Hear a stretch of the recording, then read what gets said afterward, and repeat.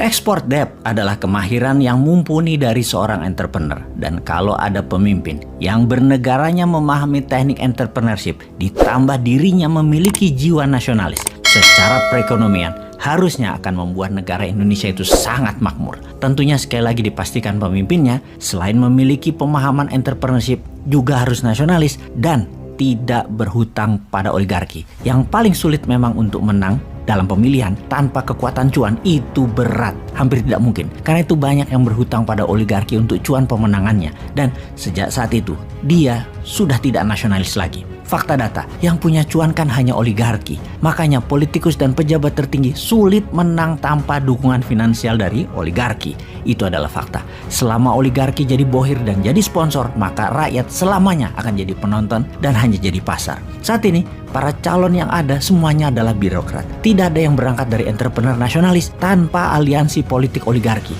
Para birokrat ini menjadi terkenal karena pakai anggaran Pemda dan anggaran pemerintah pusat. Pakai bayar wartawan dan orang media yang dibayari pakai pajak rakyat. Yang murni swasta tidak akan kuat duitnya untuk membuat acara peresmian-peresmian tersebut. Jadi menjadi birokrat sungguh bukan jalan satu-satunya untuk menjadi pemimpin bangsa. Harus dibukakan jalan lain, dari akses lain, dari alternatif lain. Misalnya begitu zero threshold, pasti puluhan kontestannya, dan ketika masuk top 5 barulah partai politik memetiknya. Jadi adakan dulu konvensi nasional, non partai, murni individu calon tersebut dipajang dulu di etalase, duel konsep, duel visi misi, duel kapasitas, duel kapabilitas. Nah, ini baru demokrasi Pancasila yang aslinya. Bagaimana kalau kita buat acara seperti itu? KPU yang mengadakan semacam acara pencari bakat atau Got Talent. Judulnya Indonesia Got Leader. Dalam seleksi, semua orang bisa bergabung dan audiensnya yang memilih untuk masuk babak selanjutnya.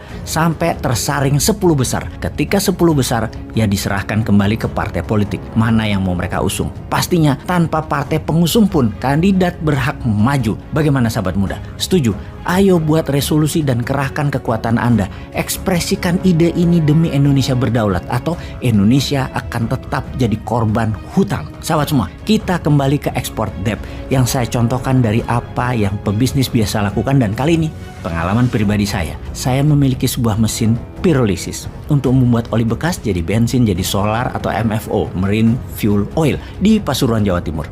Mesin ini saya beli dari Eropa, mesin bekas yang sudah direkondisi. For the sake of discussion ya, kita katakan misalnya harga mesin ini adalah 5 juta dolar atau sekitar 70 miliar rupiah. Ini adalah peristiwa 10 tahun yang lalu. Saya meminjam dana 80% dari bank asing. Ketika di tahun keempat, kewajiban hutang tinggal 50%, saya mencari mitra di Malaysia untuk membangun pabrik pirolisis. Di Malaysia banyak oli bekas yang mitra saya dapat kontraknya, dapat buangan dari Petronas. Singkat cerita, saya bilang ke mitra saya punya pabrik harganya 6-7 juta dolaran. Kalau kamu mau, kita pindahkan ke Malaysia.